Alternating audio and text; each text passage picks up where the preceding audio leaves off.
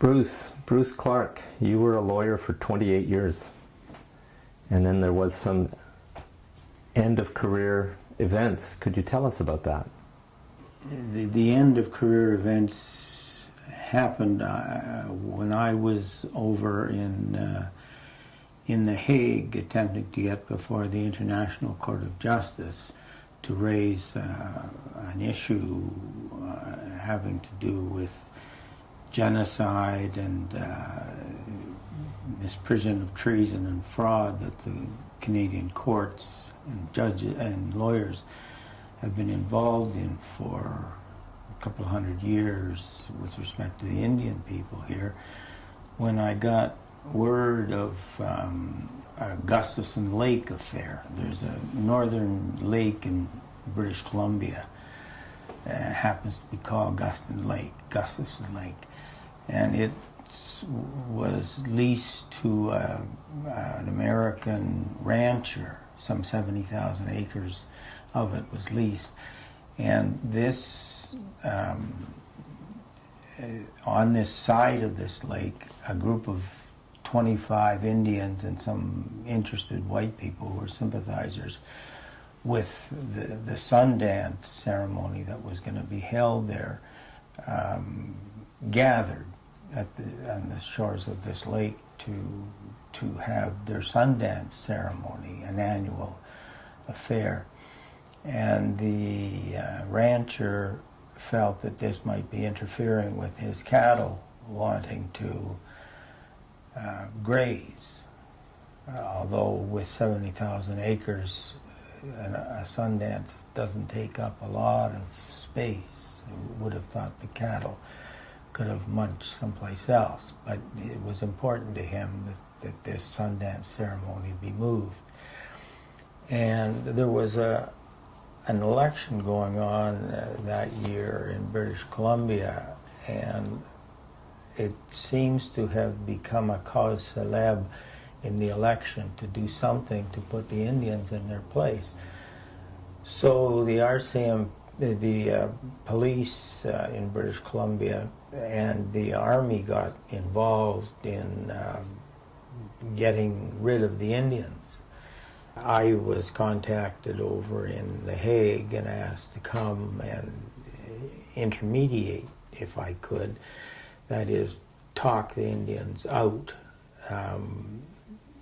The police had guns and they were threatening the Indians, and the Indians had guns and they were threatening them back, saying, "You're not moving us, we'll move us out in body bags, but that's the only way.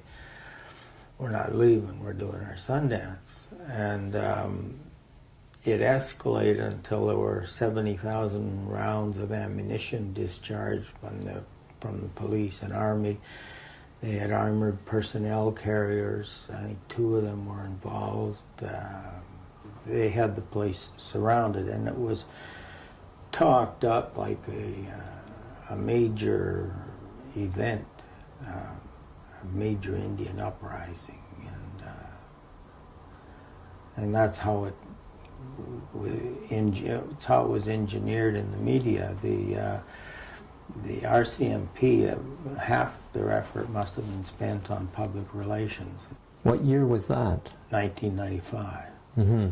So you were called back to deal with this? Right. Uh-huh. In early September of 1995. And when I got back, I was flown into the Indian encampment, armed encampment as it was called, and asked them, what was going on. And they told me basically what I told you. We're doing our Sundance and that's it, and they want to get rid of us and we're not going. And they can go, but we're not going. And so I took the helicopter back, reported to the RCMP and said, my clients have advised me they're not going, but are anxious for you to go. One of the Indian leaders was called, his real name was William Jonesy Ignace, but he went by the nom de plume or nom de guerre of as Wolverine, and he had a kind of a sense of humor. He wanted to know. We were talking at one point by telephone. And the police had a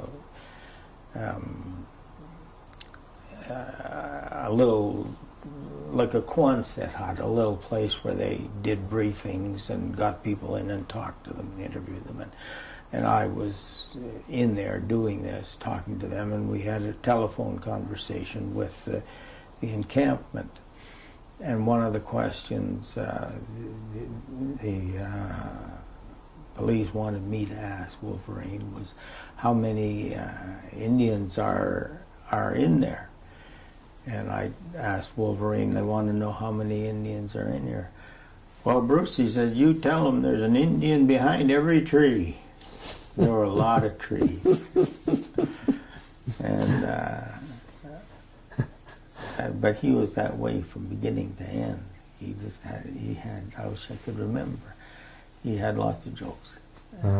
And but anyway, the Indians agreed that another case that I had on about the same time period was another case entirely, but it was in the Supreme Court of Canada. And it was a motion or an application to the Supreme Court of Canada for a declaration acknowledging that the courts, the Canadian courts, had no jurisdiction over the Indians. And I'd have to explain that, but there's a bit of law involved in getting to that argument, to that legal argument. But the thing was, I was at the Supreme Court of Canada, and I was going to argue this point in the Supreme Court of Canada on September the 12th. And the Indians at Gustafson Lake said, well, look, if the Supreme Court of Canada agrees to address that question of law alone, because their whole case was the same case, that which largely was because I was advising both groups, and that was the upshot of my thesis. I did my doctorate in jurisprudence on that particular topic. I had written one book on that topic that had been published, Native Liberty, Crown Sovereignty, the Existing Aboriginal Right of Self-Government in Canada, which made that case that Canada had assumed jurisdiction over the Indian peoples when, according to the Canadian Constitution in the critical years, it was illegal. It wasn't just illegal, it was criminally illegal. That's where the allegation of treason and fraud and arguably genocide on the part of the legal establishment, the lawyers and judges, for assuming a jurisdiction they didn't have, which jurisdiction they used to break the Indians in just about every way they could. Break them economically, spiritually. Using the Indian Act, is that correct? The Indian Act was a major development in a process that had been going on. Attention had been going on, sort of as white society or non-native society had been champing at the bit for a long time. There's always been this tension between the Aboriginals and the newcomers. And so the Indian Act was a development in an ongoing history that had a strong legal dimension, because everything that happened was done with some legislative authorization that the lawyers took the part in drafting, and then the lawyers took the part in enforcing. And in terms of defending, even though the Indians had, in my view, from the research I had done and the doctorate on that subject, my conclusion was that there were these crimes of misprision of treason and fraud and arguably genocide. So on the one hand, you were bringing that application to the Supreme Court. And the Indians at Gustafsen Lake said, well, if the Supreme Court agrees to address that principle, then we'll lay down our guns and we'll leave the Sundance. Oh boy. How did that go? and I told that to the police, and it came out later at the trial of the Gustafsen Lake Indians. There was a trial. My thesis was never addressed, but there was a trial based essentially on the Indian Act, which is the big culprit, the big nasty piece of legislation in the whole affair. I told the police, and later the police that I had told, the junior officer had said to his senior officer, and it was recorded, and it was part of the disclosure at the trial, and it came out, that the junior officer says, we know it's not going to be addressed. How can we go along with this? And the senior officer said, you just forget that you know. And that actually came out at the trial. But the only way they could know at the time was if someone on the court had informed someone political, and someone political had informed the police, or someone on the court had talked with the police directly to let them know that it was not, the issue that I was raising was not going to be addressed by the Supreme Court. I was very concerned about that because the police and the army let it be known that on the 15th of September they were going to be going in to take the Indians out one way or the other, and if it need be by body bags, well then that would be the way it was, but they weren't going to let it go longer than that. So September the 12th was a very big deal for me to be before the Supreme Court of Canada. And on that day, I had a conversation with the Chief Justice, Antonio Lemaire at the time. Mainly the conversation was with him because he really carried the ball for the rest of the court on this issue. And he said to me right at the beginning, we don't want to address this issue because it wasn't raised in the court below. And the reason it wasn't raised in the court below was there were several Indian plaintiffs. This is a famous case from British Columbia, the Delgamuukw case, you may have heard of it, where there were many Indian houses that took part, and the different houses were separate plaintiffs. One of the houses broke and decided to go with was called the Indian sovereignty argument, the one that critiqued the legal establishment, because it built upon the concept of Indian sovereignty. Yes. And the Indians feel the Indians I was working for felt that they were still sovereign. So they wanted this argument made, at least enclaves of them did, and I was acting for different enclaves to make the same essential argument. But anyway, the Chief Justice said they didn't want to address an argument that hadn't been addressed by the courts below. And I said, well, Mr. Chief Justice, I was here in July this past summer with 11 cases from all across Canada making the identical argument. And in that situation, the ground of appeal in every case was that the courts below refused to address the argument on the ground that it was such a hot topic that only the Supreme Court of Canada was ever going to be willing to touch it, that they weren't willing to address it.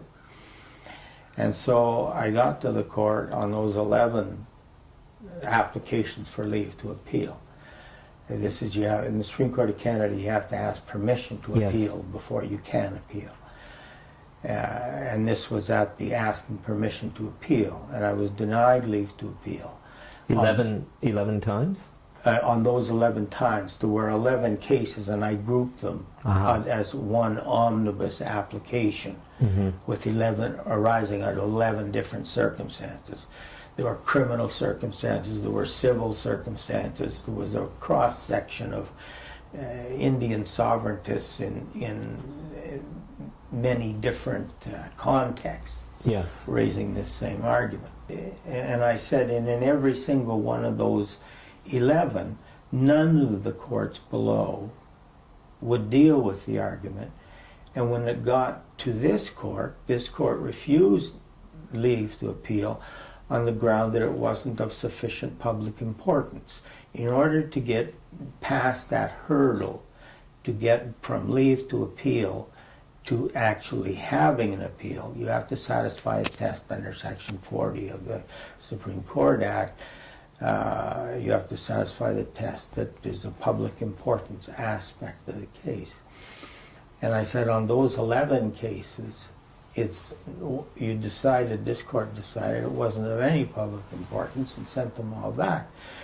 And now you're telling me that, well, what are you telling me? And he said, well, you can return to British Columbia tomorrow and raise this same issue. It's never been tried before, and you can raise that before the trial judge and get his opinion on it. It'll go to the Court of Appeal, and we'll have the 3 judges or 5 judges on the Court of Appeal, however many sit. We'll have the input from that set of judges, so that we'll have a significant judicial input when we in the Supreme Court come to address it. We'll have the benefit of their thinking and reasoning on this process. So he was basically telling you, he was telling you, whether it's true or not, that in his view it was premature at this stage. Your application was premature. Go back to the trial court and we'll take it from there. That's what he was telling you. That's what he was saying. Yeah. And I reminded him that I was there on 11 occasions just a few months before, when he refused to address the issue on the ground it wasn't of any public importance. Right. And I said, and that's chicanery. I'm going to go all the way back and I'm going to run through the same thing. Nobody's going to address it, and I'm going to get back here and nobody's going to have addressed it before. So you're not going to want to hear it. And he said, you're lucky I'm not going on on some firmer reaction to your use of the word chicanery.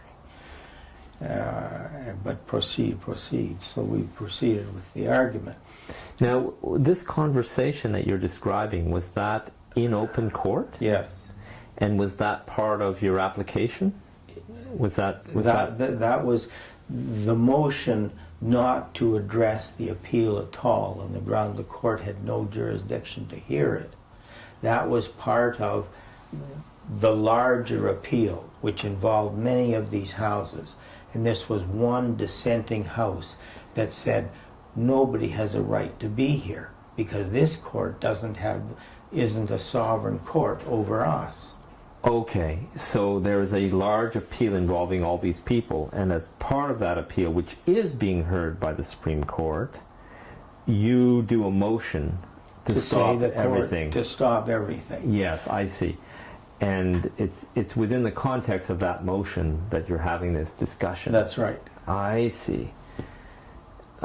So that must have been a very tense moment when the Chief Justice told you that you were lucky he wasn't taking that with a more serious attitude. Yes. Because he could have sent you off to jail at that time.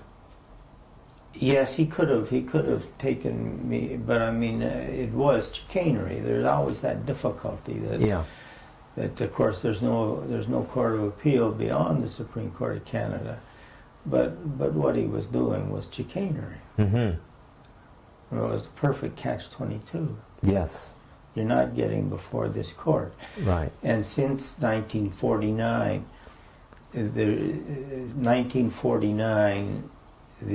what happened in 1949 was the highest court of appeal for Canada used to be the Judicial Committee of the Privy Council that sat in England, and it was a court drawn from the Commonwealth, and the leading case, the case that overwhelmingly was in favor of my argument, was a case that was decided by the Judicial Committee of the Privy Council in 1897, which basically said, in so many words, that the Indians are sovereign. And it was in 1949 that Canada enacted a statute that said, from now on, the ultimate court of appeal in Canada will be the Supreme Court of Canada, and it's no longer the Judicial Committee of the Privy Council. And from that point on, there's never been a case having anything to do with sovereignty that has managed to get leave to appeal, and you can't go to the Privy Council anymore. But I was as certain can be, that the Privy Council would follow its own precedent of 1897 and decide the same way. Mm-hmm. So had that line of appeal been open, we'd have been successful. The maneuver in 1949 to make the Supreme Court of Canada the ultimate court of appeal was very much a reaction to the Indian problem. Mm-hmm. And getting away from it. It's not regarded as a problem today because of, well, now that the Truth and Reconciliation Commission has gone public with the residential schools scenario, more Canadians hopefully are aware of that prolonged period of genocide, and some are getting slightly more aware of the genocidal acts that preceded it and that follow. It's still going on. So I want to come back to this armed standoff where they say we want his concerns to be addressed. They knew that you were going before the Supreme Court with this motion in the near future. And they knew that the motion was going to fail. The police knew that the motion was going to fail. So what ended up happening? The motion failed. I went back to British Columbia, much as the Chief Justice has suggested I could return to British Columbia tomorrow and raise the same point at the lower level. Which you had already done. No? Or not on this case? It hadn't become a case. At that time, it was an event that was taking place. Yes. An alleged criminal act was taking place. Right. The Indians were accusing the police and the army of a criminal act, invading their sovereign territory, and the police were accusing the Indians of trespass and mischief. Right. At least trespass and mischief, and probably what they could think of in terms of firing guns back at the police. Right. Okay, so that very incident, everyone understood would become a case in court and would eventually end up at the Court of Appeal of British Columbia. And so he was referring to that. He was saying, well, go back to your incident and take it from there, is what the Chief Justice was telling you. He was making it vaguer than that. He was saying I could go back to British Columbia before a Supreme Court judge, or presumably any judge, and raise it at the lower level. The point was it would be, you raise it at the trial level, then at the Court of Appeal, and then And did you, so you raised it at the trial, obviously? I raised it at the bail hearing. I wasn't admitted to practice in British Columbia because I'm an Ontario lawyer, although it's a foregone conclusion that Ontario lawyers and BC lawyers to practice in each other's jurisdiction all the time. Yes. And you always get a license to do that. Yes. But they wouldn't give a license to me because I was acting for the Indians on the sovereignty issue, and that's a no-no in British Columbia. Right. So I couldn't get the license, but you don't need a license for a bail hearing. Uh-huh. You can be an agent. Yes. So I prepared a motion presenting the guts of the same motion that would have gone to the Supreme Court of Canada, which is the same motion that I put in all of these courts. Did they hear your arguments at the bail hearing? No. At the bail hearing, the judge wouldn't bring the accused Indians in. They came out on the 15th anyway. Rather than get brought out in body bags, they decided to come out and turn themselves in. Mm-hmm. I went to their bail hearing, which is their first appearance, and I wanted to raise the jurisdiction argument, in part because for misprisons, it's a peculiar type of crime that is last really dealt with in Blackstone in 1825, and but it's an offense closely bordering on capital, but not a capital offense, and it's offense against the king and government, and it's or a high contempt against the king's prerogative. The Royal Proclamation was a prerogative instrument. The Royal Proclamation of 1763, which is the central. So you were going to make that argument, and therefore those accusations yes, at the bail hearing, to the bail hearing judge, basically.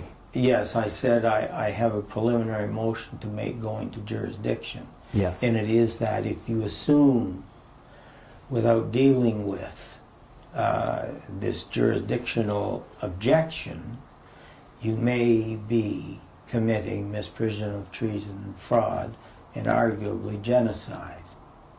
You told that to the judge? Yes. Yes. And how did he take that? He said, "You're guilty of criminal contempt of court." Just like that? Just like that. He declared you guilty of criminal contempt of court? Yes. And he also turned out to be the trial judge, which is, you always get a different judge to be the trial judge on a contempt charge, because it's thought that the judge who raised the contempt is biased, because half the time they lose their temper too. Yes. But anyway, he also turned out to be the trial judge. So that was the incident that ultimately put you in jail? Yes. Just that? Just that. At that point, the police pushed me into the counsel table, and 5 of them jumped on me and put me in handcuffs and dragged me out of the courtroom. Incredible. So there was no opportunity to explain this to the judge, but I can tell you basically what it was. But the thing that triggered his response was your explanation to him that if he didn't hear your motion, yes, he could be guilty of these crimes. Yes, right. Which is simply a legal consequence. Which is simple. It's a legal fact according to your case law. It's in the nature of misprision of an offense. Misprision or treason is a capital offense. Misprision of treason is less than capital offense. It might be banishment for a year and a day. There were all kinds of different. There was a large panoply of possible chastisements for misprision of treason or misprision of fraud.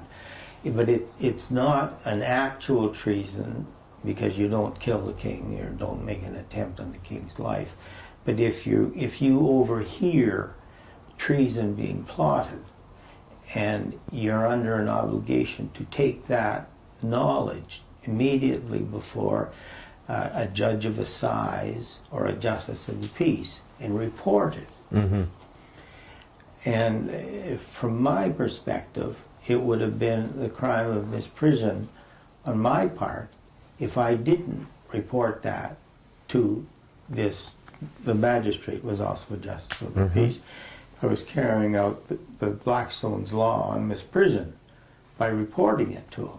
Mm-hmm. That even without the intent of committing those offenses, treason and fraud, he could do them in ignorance of them. Mm-hmm. Because by refusing to hear. Refusing to hear, and the main thing that he would have had to listen to would have been the Royal Proclamation of 1763.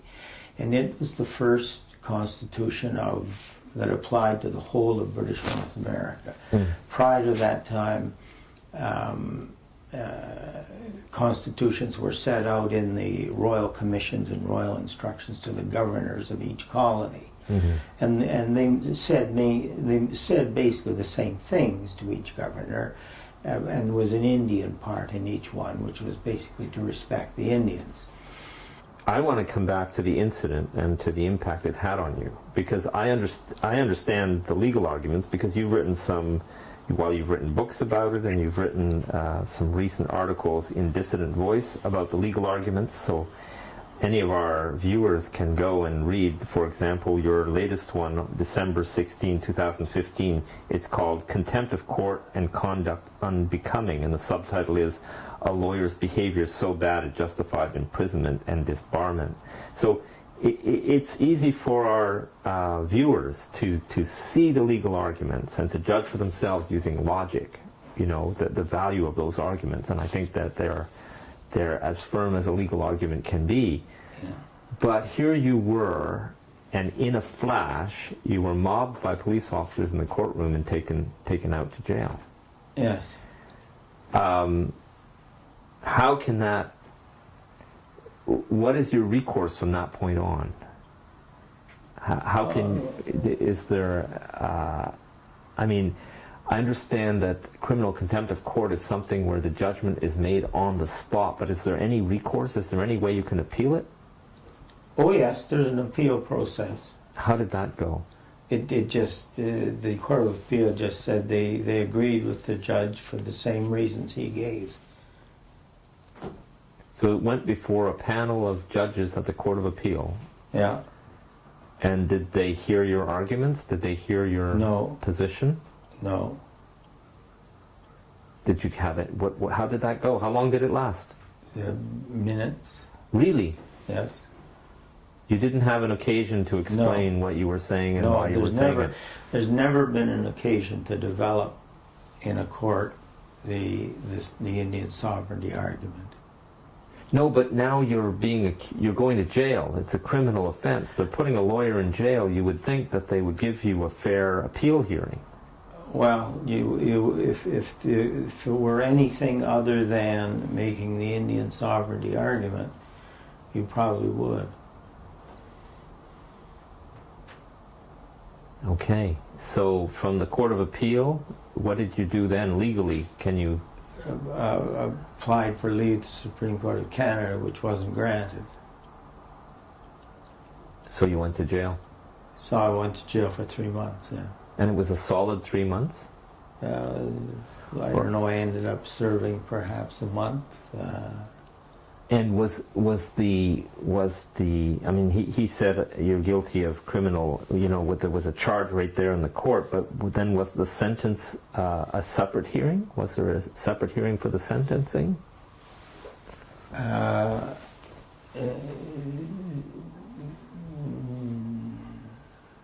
Yes, I guess there was a separate hearing for the sentencing. I don't know, the whole set of events kind of blurs in my mind. It was right. The whole thing was surreal. I can imagine. But I want to come back to the question about just a brief outline of what the Indian sovereignty argument was.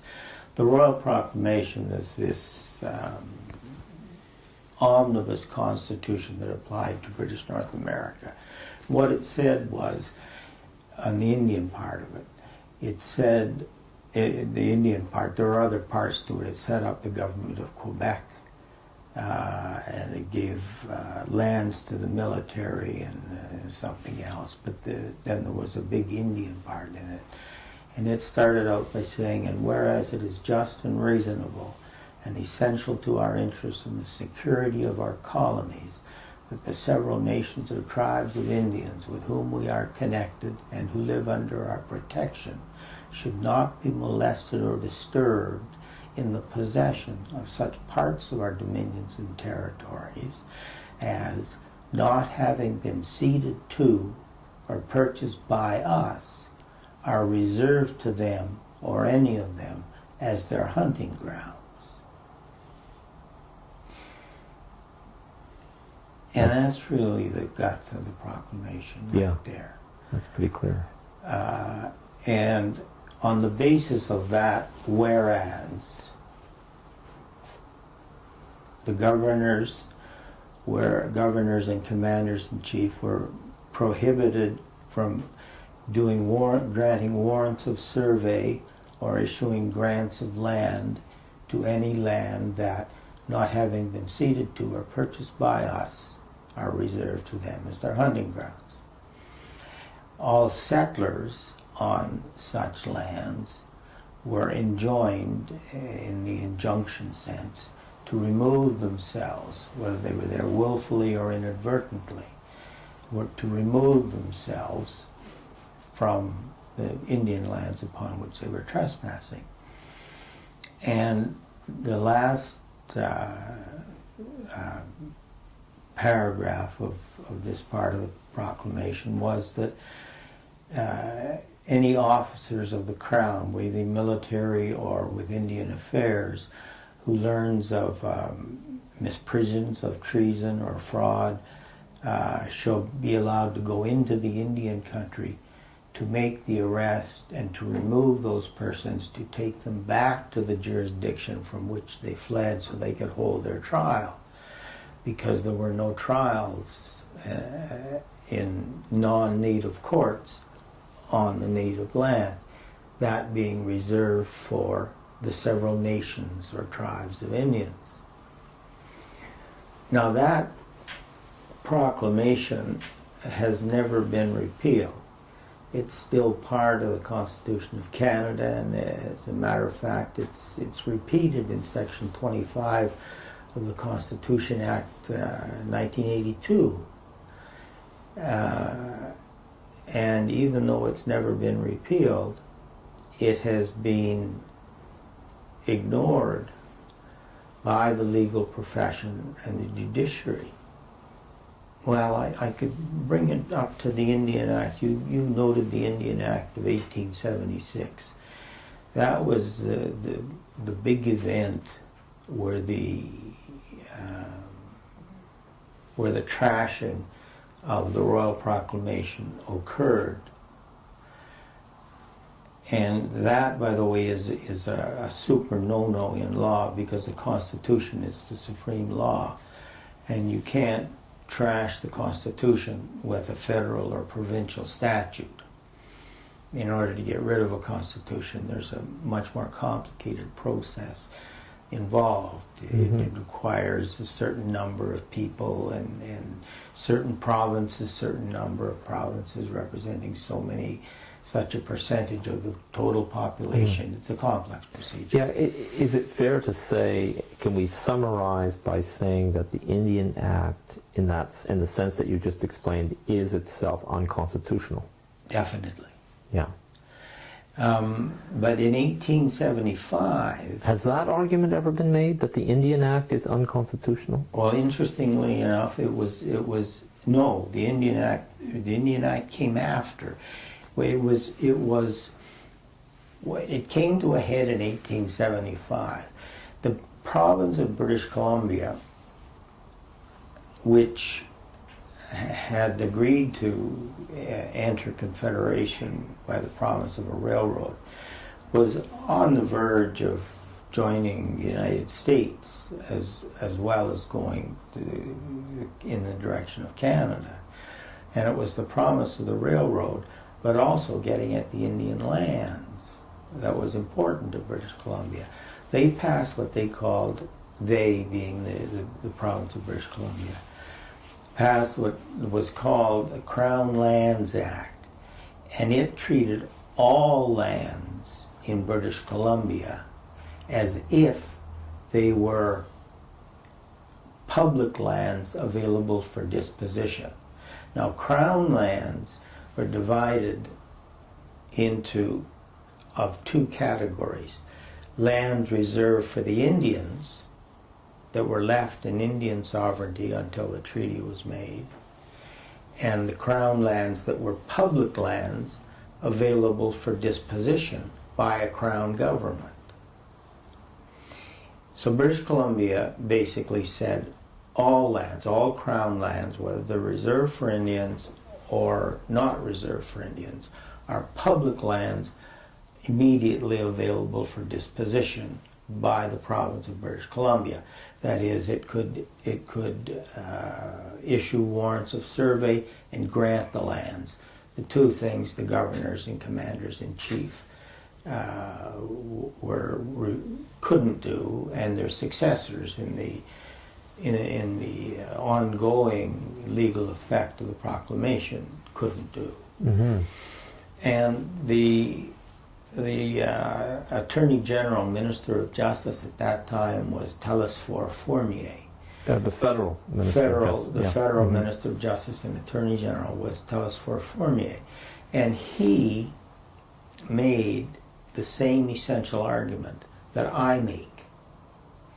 That is, he said, Article 40 of the Capitulation of Montreal said the Indians would not be disturbed on the lands that they presently inhabited for taking up positions against the British.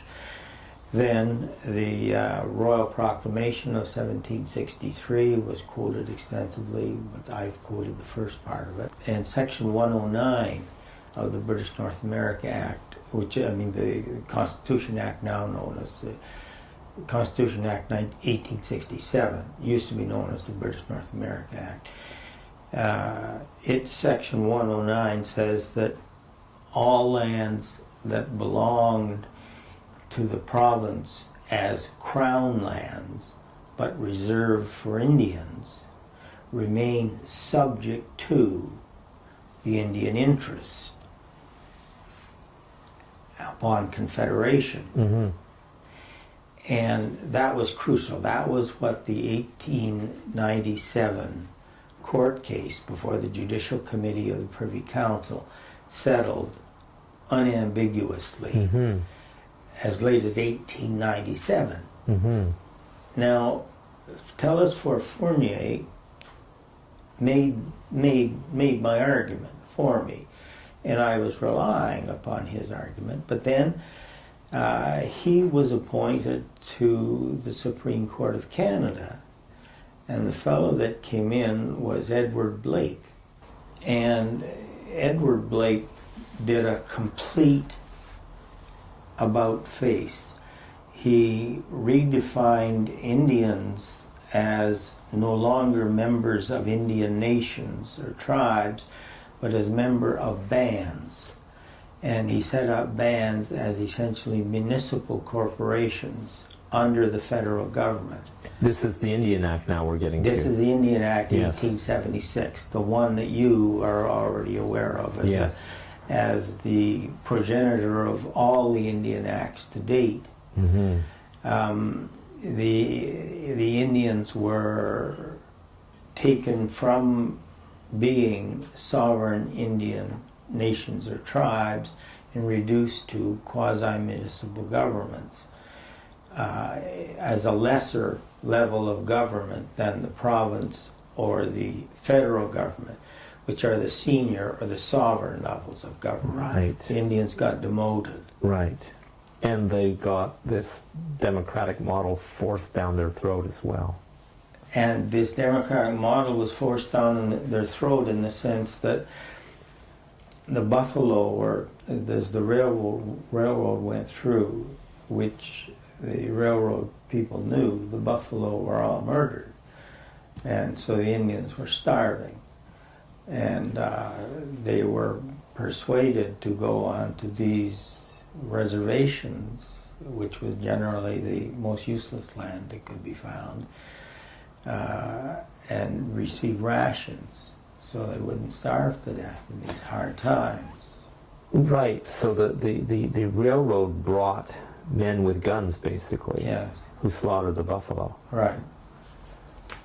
Wow. And then in the 1880s, the residential school system got started. So the Indians were hit with the destruction of the residential school system. Also destroyed the non-buffalo areas. There's the general Indian economic round is the family hunting territory system. The Indians would gather in the summer months at a major lake, and there would be socializing and marriages and courtships and dances, and then when the weather would get cold, they would fan out to family hunting territories. Each family would have its own riverine highway into its particular region that family would pass from generation to generation. And the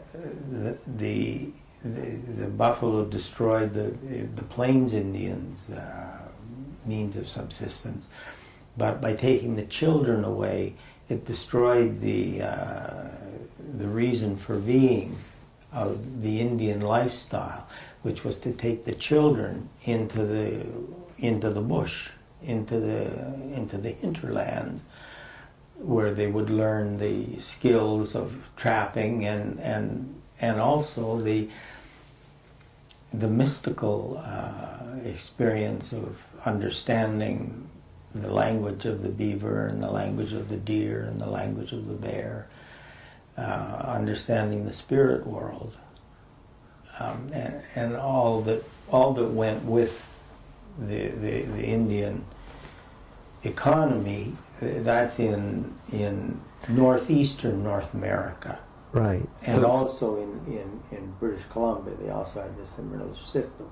It was just the plains that was different at the buffalo. So unlike in our modern society, if you break up the family, if you put the children away in school and so on, it doesn't collapse the economy. No. You can be isolated in front of your computer and still have a job. That's right.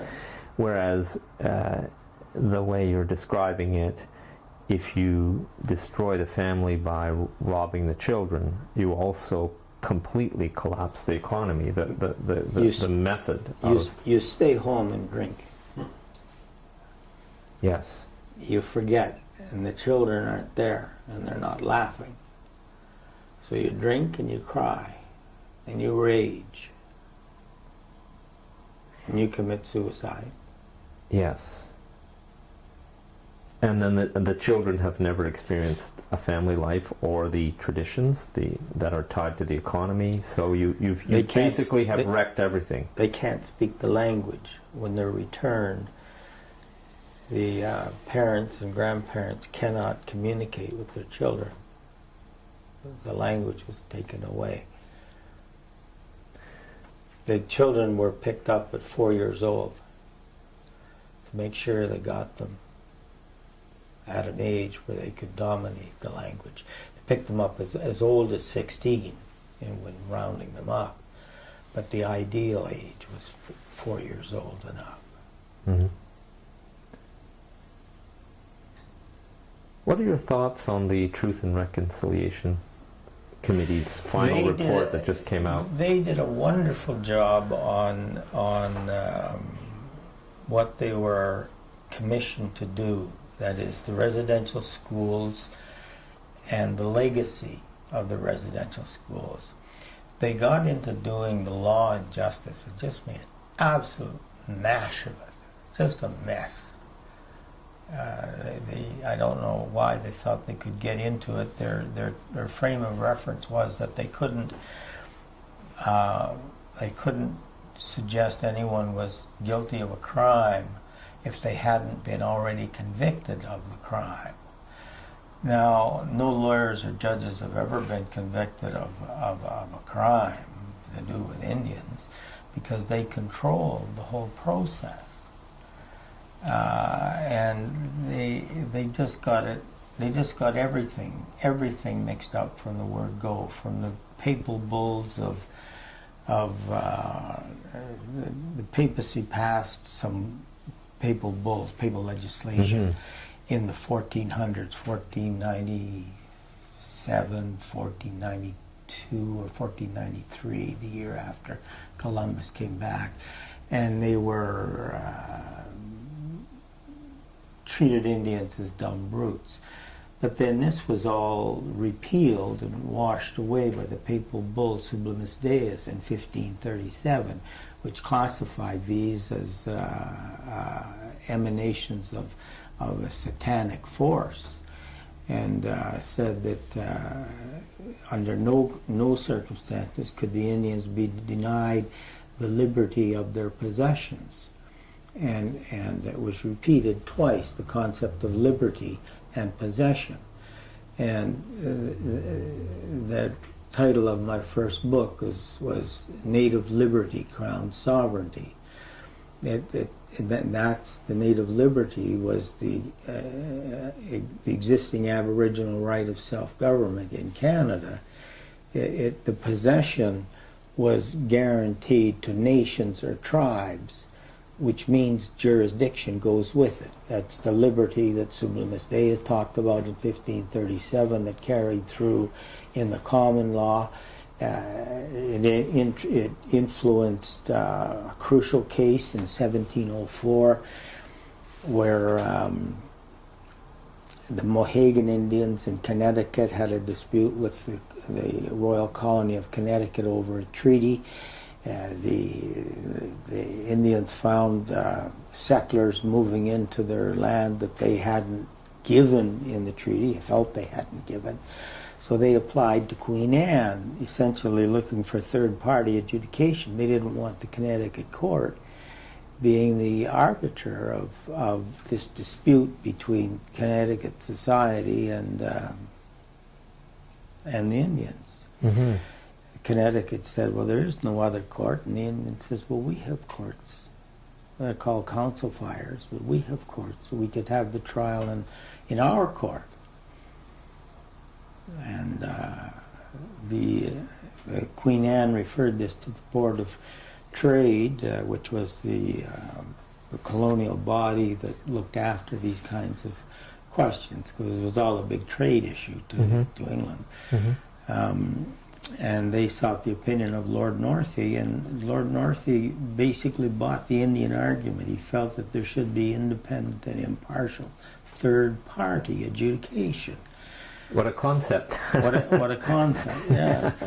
And Connecticut said that it wouldn't appear if that was, and it didn't appear at the hearings of this court that Queen Anne set up. Mm-hmm. And it went on for 69 years of dragging through appeals before it finally got back to the Privy Council, and Lord Northey's opinion was upheld that the Indians are entitled to independent and impartial third-party adjudication.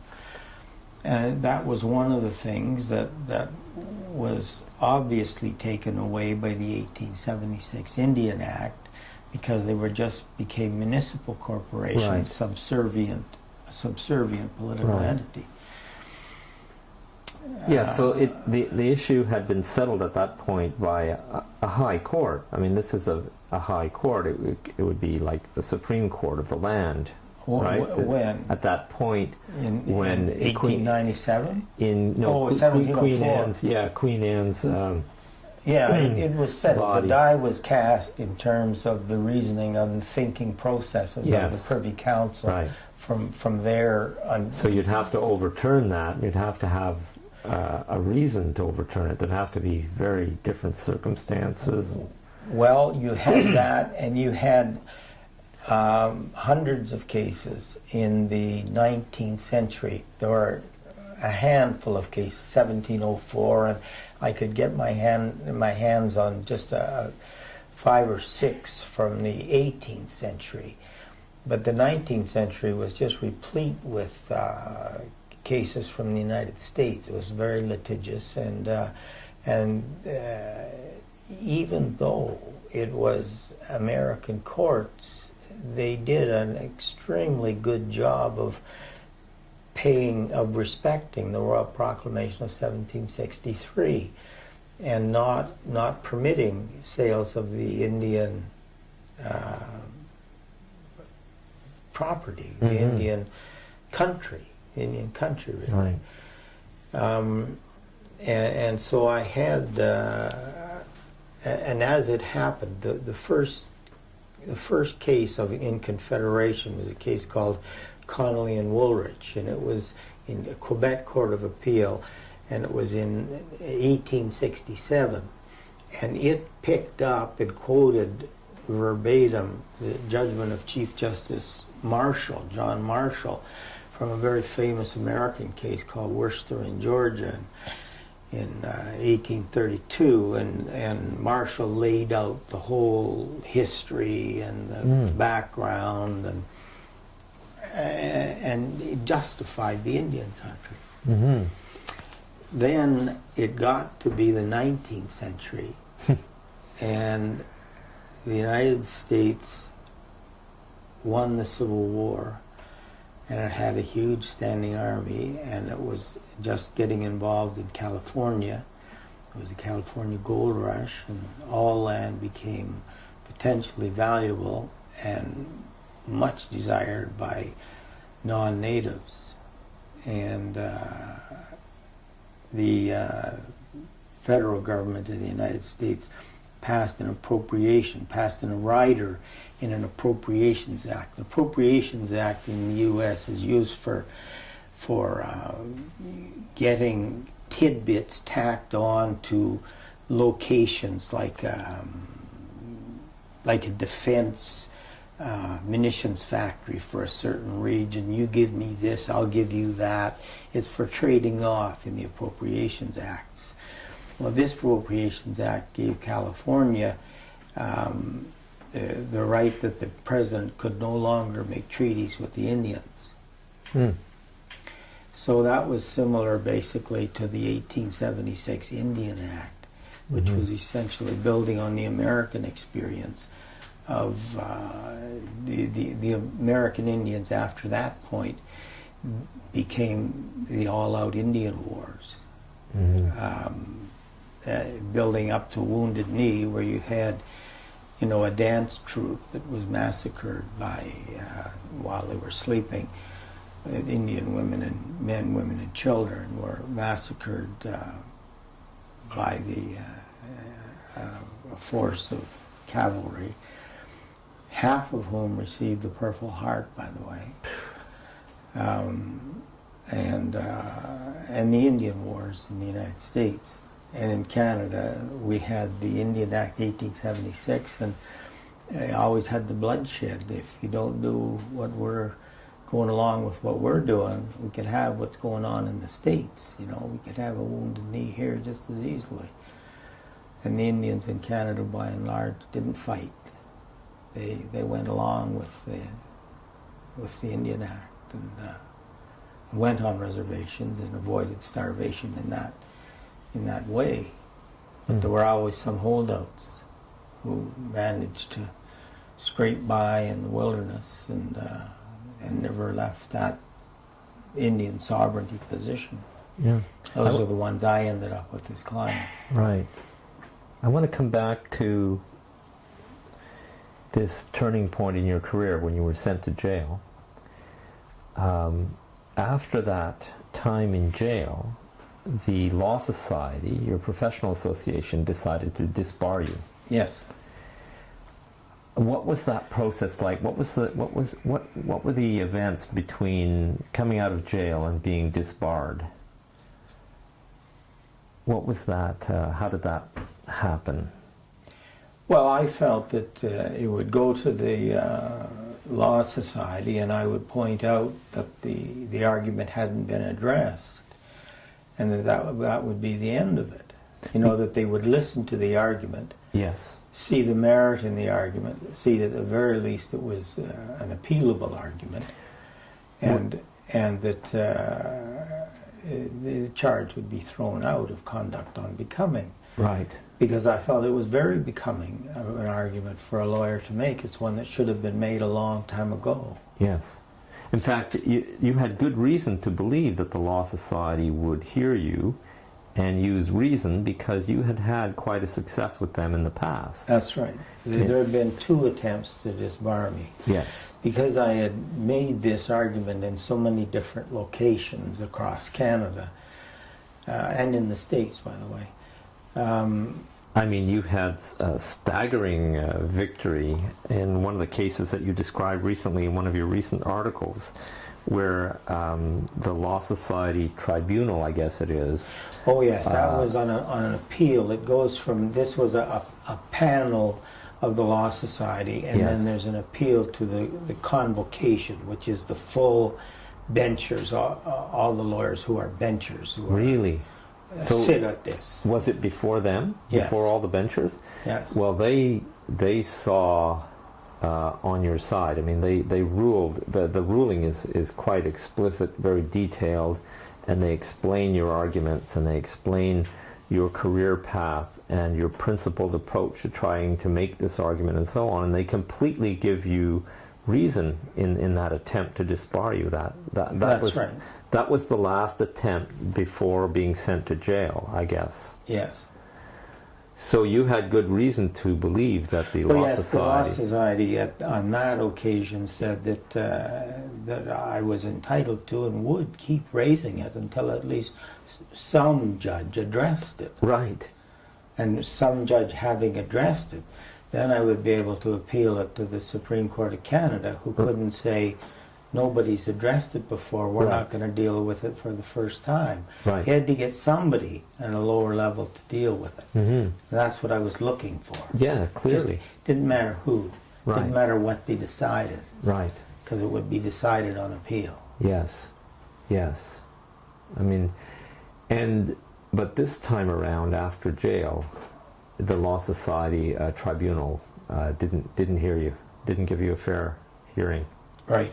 How did that go? Just Mickey Mouse. Just 3 people came bustling in, and the decision was made, and they bustled out again. And then was there an appeal of that? Yes, there was an appeal of that, and nothing came of it. Basically, they said that the criminal contempt of court is so serious a crime. Yeah.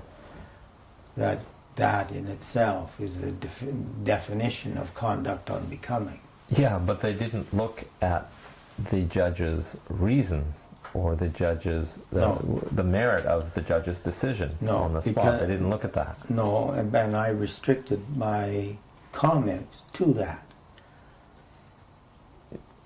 Sorry, what does that mean? Well, I suggested that they would have to deal with what I was saying to the judge, what I would have said, right. What the argument consisted of. Right.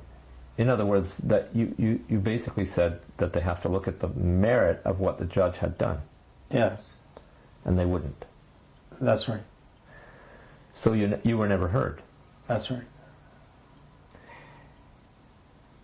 And that was the end of the possibility of your continuing to practice law. Yes. And it was also the end of the argument, of the sovereignty argument. Because any lawyer now, not that there's a lineup of lawyers willing to make this argument. Right. But it's conceivable there might be some that might come along that might just be taken by it and might make it again. But having seen someone get convicted of criminal contempt of court and disbarred for having made the same argument is powerful persuasion not to make that argument. Yes. Yes.